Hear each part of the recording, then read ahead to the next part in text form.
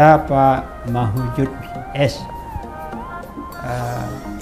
Dari bidang kebijakan BPPDDIY.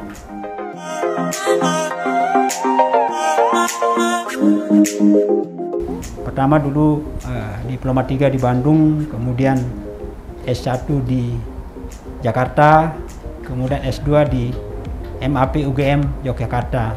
Nah, pada saat saya menempuh pendidikan di UGM itu,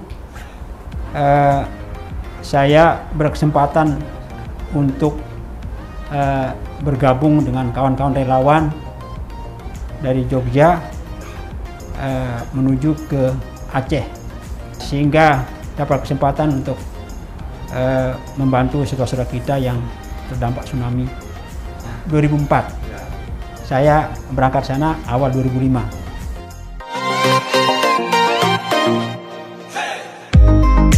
Cukup banyak, tapi saya lebih konsen kepada psikososial dengan pendekatan agama, karena memang di situ dikenal sebagai Mekah, banyak orang-orang yang religius, jadi kita banyak pendekatan secara spiritual gitu, untuk mengembalikan psikis mereka. Namun selain itu juga kita tetap membagi waktu untuk menolong secara fisik, ya distribusi bantuan,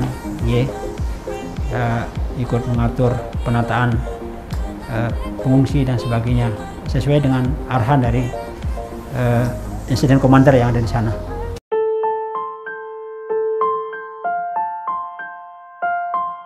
Umumnya cukup mengerikan karena memang peristiwanya sangat dahsyat.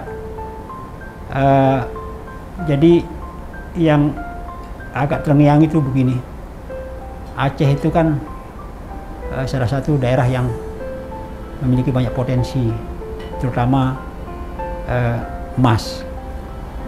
Banyak orang punya aset emas dalam bentuk gelang, kalung dan sebagainya. Sebelum tsunami ada gempa kencang, kemudian mereka berlari sambil menyelamatkan harta mereka, terutama emas tadi. Tapi tidak lama kemudian kan diterpa tsunami. Nah, saking dahsyatnya dan banyaknya korban, sementara relawan terbatas, jadi banyak di antara korban itu yang cukup lama jasadnya itu mengambang begitu, membengkak. Itu sehingga kan ada emas di gelangnya, di kakinya bahkan, itu jadi susah dibuka. Kita mau potong juga serba salah, tapi mau disemayamkan dengan emasnya juga serba salah. Jadi itu salah satu yang menarik.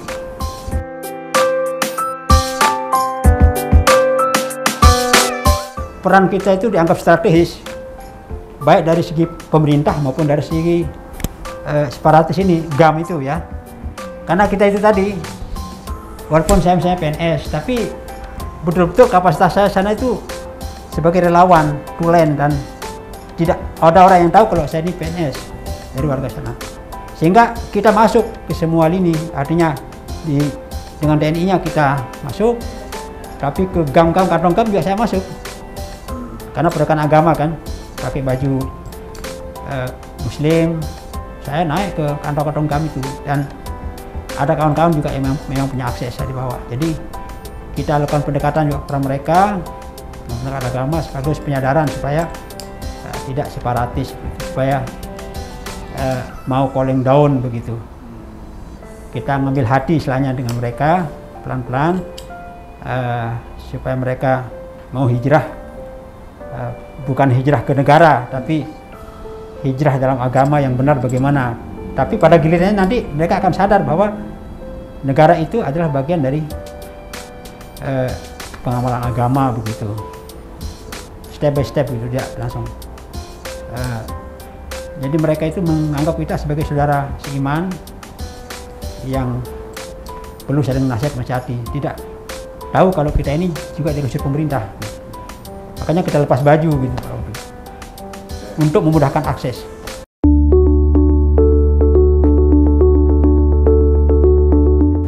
saya tidak sulit. Justru yang sedikit aneh, saya baru ngerti ada lembaga baru itu setelah pindah. Karena di Lombok kan belum ada, hanya relawan saja. Ketika terima SK saya di BPBD, dulu itu kan cuma ada Pusdalop. Saya mudah-mudahan cari ini makhluk apa ini BPBD. Tetapi begitu saya masuk, tahu kalau ini mayoritas tugasnya terkait masalah kemanusiaan, akhirnya saya merasa berlabuh sesuai dengan hati nurani, karena selama ini memang saya merasa dibesarkan, bukan menjadi besar ya, merasa dibesarkan oleh adanya Tepo Seliro, saling tolong sama orang lain, ditolong orang lain gitu. Saya sering merasa terpanggil untuk menolong orang lain, karena dengan cara itu satu saat pada saatnya nanti saya berapa tolong orang lain. Intinya panggilan kemanusiaan. Jadi saya betul-betul menikmati.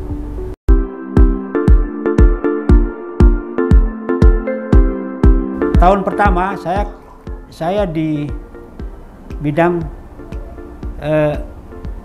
penanganan darurat, sehingga kalau ada bencana ya saya harus turun mengawal dalam hal pemenuhan kebutuhan material finansial khususnya, karena saya PMK pegang uang. Jadi waktu itu yang rutin kita turun itu kalau ada cuaca ekstrim ya. Yang agak dahsyat waktu itu puting beliung di Minomartani kalau nggak salah. Kita sampai nginep di sana, buat tenda di situ. Kalau erupsi itu hanya Merapi itu hanya merespon penaikan status saja. Pernah ada penaikan status, pernah ada banjir lahar juga waktu itu. Itu juga pernah naik Merapi dalam rangka merespon. Kemudian bencana Gunung Kelut yang berdampak di Jogja.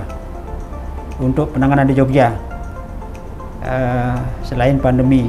Nah, sedangkan kejadian di luar Jogja, saya terlibat langsung penanganan gempa di Lombok.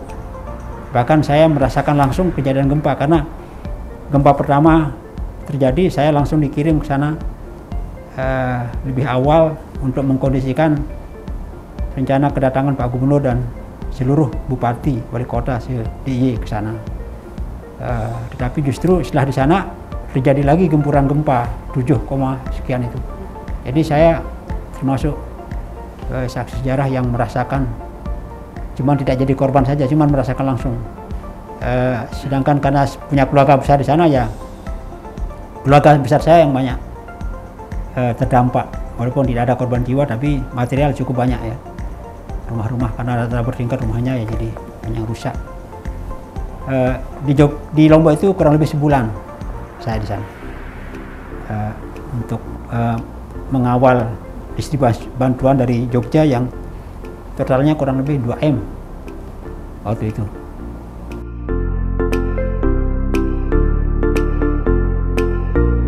Cukup besar saya kira, karena banyak rumahnya keluarga saya sendiri yang rata dengan tanah, apalagi di KLU itu ya. Jadi rata-rata kerusakan dari daerah terdampak itu di atas 75%. Artinya total tidak bisa dihuni lagi, harus di rekonstruksi, tidak cukup direhabilitasi.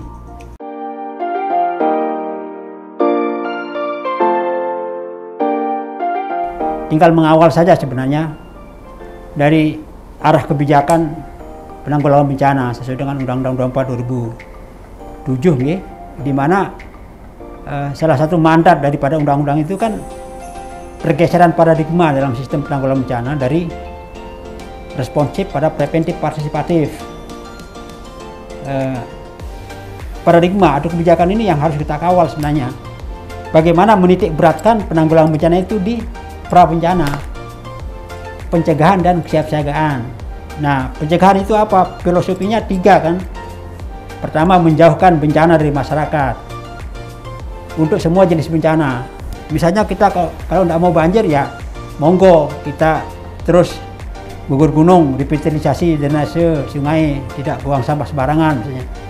Kemudian yang kedua, opsinya bagaimana menjauhkan masyarakat dari bencana dengan pendekatan yang persuasif, bagaimana supaya masyarakat kita yang selama ini nekat ya tinggal di KRB 1 dan 2 khususnya bisa kita relokasi ke daerah aman. Nah, tetapi untuk jenis bencana tertentu seperti gempa, agak susah kita untuk menjauhkan gempa dari masyarakat atau masyarakatnya dijauhkan dari gempa misalnya. Maka prinsip life harmony with disaster itu harus kita terus tegakkan. Bagaimana membuat masyarakat bisa hidup harmoni di tengah kondisi bencana. Upayanya apa? Kesiapsiagaan. Intinya membuat setiap pribadi itu menjadi pribadi yang si tatang, istilah saya, siap tanggap tangguh. Sebab jelas hasil penelitian terhadap orang-orang yang selamat dari bencana, ternyata sebagian besar mereka itu bukan ditolong. Selamatnya itu bukan karena ditolong, tapi karena menolong dirinya sendiri. Diri yang bagaimana atau pribadi yang seperti apa yang bisa menolong dirinya sendiri?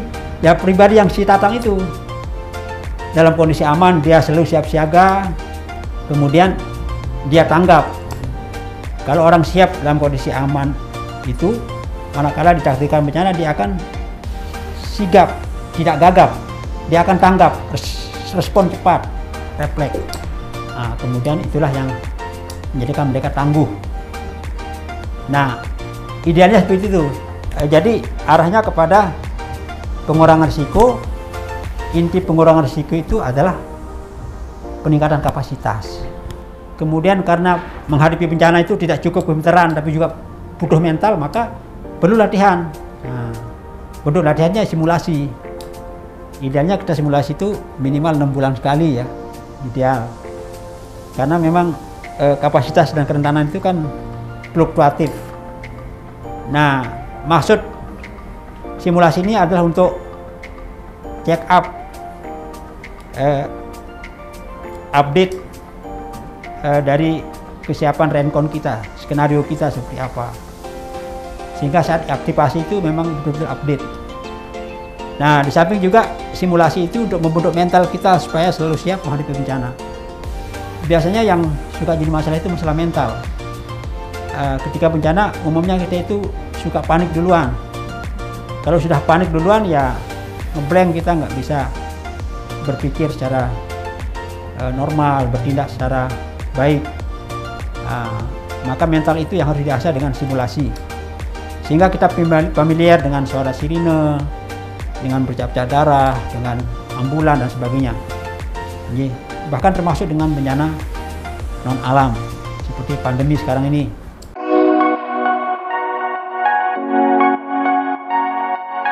Masalahnya juga warga DIY ini kan sangat homogen. Salah satu predikat DIY itu kan Nusantara of City, kota Nusantara. Yang bermukim di Jogja itu bisa jadi 50-50 antara penduduk asli daerah PAD dengan para pendatang ya yang sudah menetap. Karena salah satu magnetnya Jogja itu bukan hanya wisata loh, tapi cukup kondusif untuk hidup tenang. Apalagi ada sinyalmen harapan hidup tertinggi di Jogja. Banyak sekali orang-orang yang pensiun di luar Jogja memilih pensiun di Jogja, bikin rumah di sini. Nah, perbedaan karakter itu yang kadang-kadang menyulitkan kita untuk penyadaran. Ya, kalau semua legowo enak, tapi ada yang sudah merasa pintar duluan, ini agak susah. Tapi kita tidak mau menyerah, pokoknya kita terus bergerak masif. Kita harus tetap tangguh untuk itu.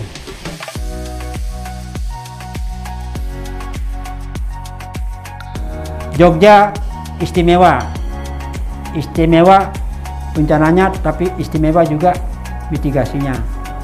Dulu orang menganggap Jogja ini akuariumnya bencana, sekarang kita rubah menjadi laboratoriumnya bencana. Lahir pakar-pakar kebencanaan di sini dan juga berbagai strategi penanggulangan bencana.